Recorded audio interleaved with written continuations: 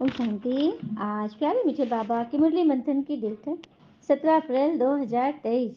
तो आज मीठे मीठे बाबा अपने बच्चों से कह रहे, मीठे बच्चे, माया के वश हो ईश्वरीय मत के विरुद्ध कोई कार्य नहीं करना, कभी भी बाबा की निंदा नहीं कराना। भगवान कह रहे, माया के वश होकर ईश्वरीय मत के विरुद्ध कोई काम नहीं करना, कभी भी बाप की निंदा नहीं कराना।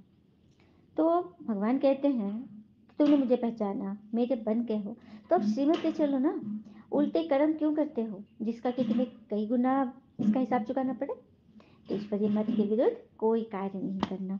और कहते हैं ना कि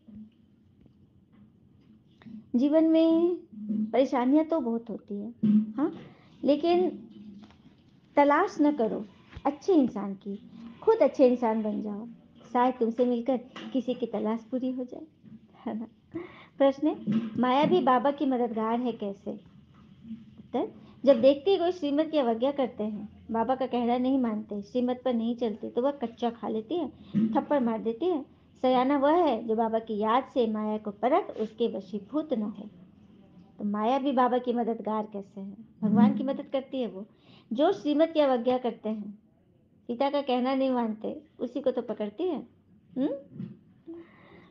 गीत है, मुझको सहारा देने वाले ये दिल कहे तेरा शुक्रिया, जमाना जो दे ना सका तूने दिया, मुझको सहारा देने वाले ये दिल कहे तेरा शुक्रिया, तेरा शुक्रिया है, तेरा शुक्रिया। ओम शांति। बच्चों ने किसकी महिमा सुनी, तो परम पिता परमात्मा की। बच्चे जानते हैं कि ऐसे पिता को याद करके हम उनसे स्वर्ग का वर्षा लेते हैं। बाबा का तो फरमान है, निरंतर मुझे याद करो और अपने को आत्मा रूप में बच्चे समझो, यही मंजिल है। बाबा का निवास स्थान तो मधुबन ही है। भगवान का निवास स्थान सबसे बड़े से बड़ा तीर्थ कौन सा है, मधुबन, जहाँ परमात्मा इस साकार तन का आधार लेकर हम बच्चों को मुरली सुनाने आते हैं। तो जितना जितना जो बाबा की याद में रहेंगे उतने पाप करते जाएंगे, और जो बाबा के वर्षे को याद करते रहते हैं उनके खाते में खजाना जमा होता रहेगा। वर्षा अर्थात स्वर्ग को याद करेंगे। तो ये सब है, एक किस्म का व्यापार है जो हमें भगवान सिखाते हैं। भगवान को कहते हैं सौदागर, रत्नागर, जादूगर। बाबा आकर हमें व्यापार सिखाते हैं, हमारी कमी कमजोरी के बदले हमें अपने ज्ञान गुण आनंद शक्ति सुख शांति प्रेम पवित्रता से नहला देते हैं, भरपूर कर देते हैं। तो ऐसे बाबा को कितना याद करना चाहिए ना। अगर याद नहीं करते तो माया पत्थर मारती है। माया कोई कम नहीं है, बल्कि कितना भी कहे मैं तो बाबा का बच्चा हूँ, लेकिन यदि सूक्ष्म में भी कोई गड़बड़ किए तो माया पकड़ती है। बाबा तो कभी किसी पे गुस्सा नहीं करते, कभी और दृष्टि से नहीं देखते, पर तो चलन ऐसे देखते तो समझते हैं कि आसुरी मत का है। माया एक ही घूसे में एकदम खत्म कर देती है, फिर कितना विघन डालती है। तो इससे क्या होता है, पाप बनता जाता है। इसीलिए बचना है, पाप कर्म नहीं करना चाहिए। दुनिया में हमसे नहीं हो रहा है कोई काम तो हम उसमें घुसे ही नहीं, लेकिन कोई ऐसा कर्म न करे जो हमारे जन्म जन्म का पाप बन जाए। फिर एक कथा सुनते। एक गांव में किसान रहता था, उसके परिवार में उसकी पत्नी और एक लड़का था। कुछ सालों के बाद पत्नी की मृत्यु हो गई। उस समय लड़की की उम्र 10 साल थी। किसान ने दूसरी शादी कर ली। उस दूसरी पत्नी से भी किसान को एक पुत्र प्राप्त हुआ। किसान की दूसरी पत्नी भी कुछ समय के बाद मृत्यु को प्राप्त होगी। किसान का बड़ा बेटा जो पहली पत्नी का था और किसान का दूसरा बेटा जो दूसरी पत्नी का था। लेकिन धीरे धीरे कुछ समय के बाद छोटा बेटा बीमार रहने लगा। किसान का पूरा खेत खलिहान सब बिक गया उसके इलाज में। कुछ दिनों के बाद बड़े बेटे की शादी हो गई, पत्नी आई। अब किसान के पास तो कुछ था ही नहीं इलाज के लिए, फिर भी उसको इलाज हो रहा था, ठीक ही नहीं हो रहा था इलाज। तो बड़ी बेटी बेटा जो था, बहू, वो लोग इलाज चला रहे थे, लेकिन कुछ फायदा नहीं हो रहा था, डॉक्टर भी जवाब दे रहे थे। तो एक दिन पत्नी के मन में एक बुरा ख्याल आया, उस बड़े भाई की पत्नी का। उसने बोला कि मैं एक वैद्य को जानती हूँ, वो इसे ऐसी दवा दे देगा ना जो कि ये इसका जीवन ही समाप्त हो जाए, तो हम लोग बच जाएंगे सभी। तो बड़ा भाई मान गया और उसको दवा दे दी गई और वो बच्चा खत्म हो गया। ठीक है, अब ये लोग रहने लगे आसानी से। कुछ दिनों के बाद बड़े भाई के घर खुशी हुई, उनको बेटा पैदा लिया। हाँ, और वो बेटा बच्चा बड़ा हुआ, जवान भी हो गया। शादी भी कर दी, लेकिन शादी के कुछ समय के बाद वो लड़का फिर बीमार रहने लगा। माँ-बाप ने उसके इलाज में बहुत पैसे खर्च किए, वैद्य से इलाज कराया, मतलब कहाँ-कहाँ नहीं, विदेश तक भी मतलब भेजा उसको दिखाने के लिए, लेकिन वो ठीक नहीं हुआ। अस्थि पंजर का बस एकदम ढाँचा रह गया। एक दिन लड़के को चारपाई पर लेटा लेटा हुआ था और उसका पिता वहाँ बैठा उसकी दयनीय हालत देखकर दुखी होकर रो रहा था। तभी लड़का अपने पिताजी से बोला कि भाई, अपना सब हिसाब तो चुकता हो गया, अब कफन और लकड़ी का हिसाब बाकी है, उसकी तैयारी कर लो। यह सुनकर उसका पिता सोचा, ये लड़का, मेरा बेटा मुझे भाई क्यों कह रहा है? अरे क्या बोल रहा है, मैं तेरा बाप हूँ, भाई नहीं। तो लड़का बोला, अरे पिताजी, मैं आपका वही भाई हूँ जिसे आपने जहर देकर मरवा दिया। जिस संपत्ति के लिए आपने मरवाया मुझे, अब वो मेरे इलाज के लिए अब अभी आधी बिक चुकी है, अभी जो शेष है ना वो भी खत्म होने वाला है। इस पर उसका पिता फूट फूट कर रोने लगा और बोला, मेरा तो कुल नाश हो गया, मगर मेरी पत्नी का क्या दोष? उस बेचारी को क्यों जिंदा जलाया जाएगा? क्योंकि उस वक्त सती प्रथा थी कि पति के मरने पर ना उसको जलाया जाता था, उसका क्या दोष? तो लड़का बोला कि वो वैद्य कहाँ गया, कि वो जो पत्नी थी ना, वो वैद्य वही वैद्य था जिसने मुझे जहर खिलाया था। तब उसके पिता ने कहा कि आपकी मृत्यु के 3 साल बाद वो मर गया। तो लड़के ने कहा कि ये वही दुष्ट वैद्य आज तेरी पत्नी रूप में है, हाँ, और तेरे मरने पे इसे जिंदा जलाया जाएगा। तो सुना, ये कहानी हमें ये बता रही है कि कर्म भोग किस तरह से हमारा पीछा करता है। अगर हम कुछ गलत कर्म करेंगे ना, तो कहीं भी जाए, हाँ, कहीं भी जाए, इस जहाँ से उस जहाँ जाए, लेकिन हमारा काल जो है पीछा नहीं छोड़ेगा। इसीलिए हमें कोई गलत कर्म, उल्टे कर्म नहीं करने हैं, और ऐसे अशुभ कर्म, पाप कर्म तो बिल्कुल नहीं। भगवान तो कहते हैं क्या क्यों भी नहीं करना है। तो इन सब कर्मों की तो बात ही नहीं है, लेकिन कर्म भोग है। दुनिया में ऐसे बहुत लोग मिलते हैं जो इस तरह से करते हैं। हाँ, कि बाबा कहते हैं तुम ईश्वरीय मत से स्वर्ग का मालिक देवता बनते हो, और कोई स्वर्ग जाने बदले मतलब बेकायदे कर्म नहीं करना है। फिर बाबा कहते हैं जो बाप से योग नहीं लगाते, श्रीमत पर नहीं चलते, तो माया उन्हें बहुत तंग करती है। हाँ, और बाहर निकलने से माया का थप्पड़ लग जाता है, फिर बाबा को तरस पड़ता है। और माया भी जानती है कल्प कल्प वाले कौन कौन बच्चे हैं जिन्होंने मुझे हरा कर बाबा का शरण लिया, मतलब भगवान के कौन बने मुझे हरा कर, उन्हीं को पकड़ कर छेड़ती है, फंसाती है, क्योंकि उसको पता है ना कौन कौन कल्प पहले मुझे हरा करके भगवान का बनना था। तो ऐसे करके बाबा कहते हैं ना कि बस खेल चल रहा है। फिर बाबा आगे बोलते, क्राइस्ट के समय भी ऐसे कई निकले जिन्होंने निंदा आदि की, आसुरी संप्रदाय ने मार डाला। किनको? क्राइस्ट के बारे में बोल रहे बाबा कि क्राइस्ट जो यूरोपियन कंट्री के जो सबसे नामी ग्रामी धर्म पिता के नाम से हैं, जिन्हें यहूदियों का मसीहा कहा जाता था। हाँ, उनकी माँ, उनका जन्म 4 से 6 ईसा पूर्व बेथलेहम में हुआ था, और 30-31 ईस्वी में जेरूसलम में उनकी मृत्यु हो गई थी। और उनकी माँ अविवाहित थी, मरियम नाम था उनका।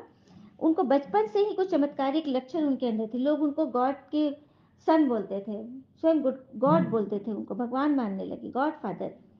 और उनको पानी पे चलना, लोगों की बीमारियां ठीक कर देना, हाँ, रोग शोक ठीक करना, किसी गरीब को मतलब किसी अंधे लंगड़े को ठीक कर देना, ऐसे ना वो मौत को भी जिंदा कर देता था, मरे हुए को भी जिंदा कर देते थे। तो ऐसी ऐसी उनके अंदर अनोखी शक्तियां थी। उनकी चमत्कारिक शक्ति की वजह से ही उनका नाम बहुत आगे बढ़ा, और ग्रीक के जो साम्राज्य थे उस वक्त, ग्रीक एम्पायर को यह पसंद नहीं था, और इस वजह से उनको, उनके पीछे वो लोग दुश्मन के रूप में पड़ गए और उनको मार दिया गया। उनके ऊपर ईश निंदा का अपराधी घोषित किया गया उन्हें। ईश निंदा, ईश्वर की निंदा, अर्थात कि मतलब ये अपना अपना धर्म निकाल रहा है, ईश्वर का मतलब कहकर लोगों को ठग रहा है, जादुई शक्ति से, चमत्कारी शक्ति से लोगों को अपनी ओर खींच रहा है। और पता है ना, जो सच्चे होते हैं, जो सीधे होते हैं, उनके पीछे तो फिर चींटियां तो लगेगी ही लगेगी। यही कारण है। तो घबराना नहीं है, हम ईश्वर का काम कर रहे हैं, और अभी तो ईश्वर आए हुए हैं ना। हाँ, भगवान आए हुए, हमारा बाल बाका भी नहीं होगा, ये रहस्य है। फिर बाबा कहते हैं कि आज ज्ञान का किसी को जरा भी पता नहीं है। ज्ञान है मतलब कि ज्ञान में चल रहे हैं, मुरली सुन रहे हैं, सब कुछ कर रहे हैं, लेकिन क्रोध नहीं छूट रहा है। तो क्रोध ही बहुत कड़ा है, जिसे अपने को भस्मासुर स्वयं बना देते हैं। भस्मासुर की कहानी भी याद है ना। उसने तो घोर तपस्या करके शिव जी को प्रसन्न किया और वरदान मांगा कि मैं किसी के सर पर हाथ रखूं तो वो भस्म हो जाए। फिर उसको इतना लालच आ गया, वो शंकर जी के सर पे ही हाथ रखने लगा कि ये खत्म हो जाएगा तो मेरा वरदान का कार्य नहीं होगा। और फिर क्या हुआ, मोहिनी मूर्त बना के लक्ष्मी जी विष्णु जी आए और खुद उसी को उसके सर पे हाथ रखवा दिए, अपने हाथ सर पे, और वही भस्मासुर हो गया।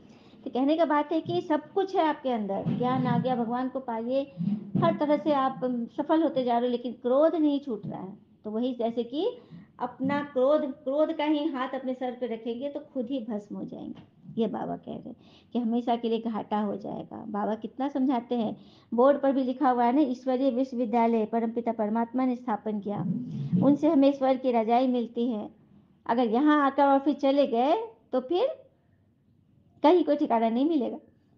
कितने संशय बुद्धि बन पड़ेंगे, उन पर पाप चढ़ जाता है। श्रीमत पे नहीं चलेंगे तो श्रेष्ठ कैसे बनेंगे। श्रीमत पे चलने से तुम्हारा कोई नुकसान नहीं हो सकता। बाबा कह रहे कोई नुकसान नहीं, बल्कि फायदा ही फायदा है, क्योंकि ये बाबा भी है, धर्मराज भी है। धर्मराज देखते हैं क्या क्या पाप करते हैं, मेरी ग्लानि करते हैं, बड़े कायदे हैं, पर तू बच्चे समझते नहीं। हाँ, तो ऐसे को ना माया एकदम नाक से पकड़ लेती है।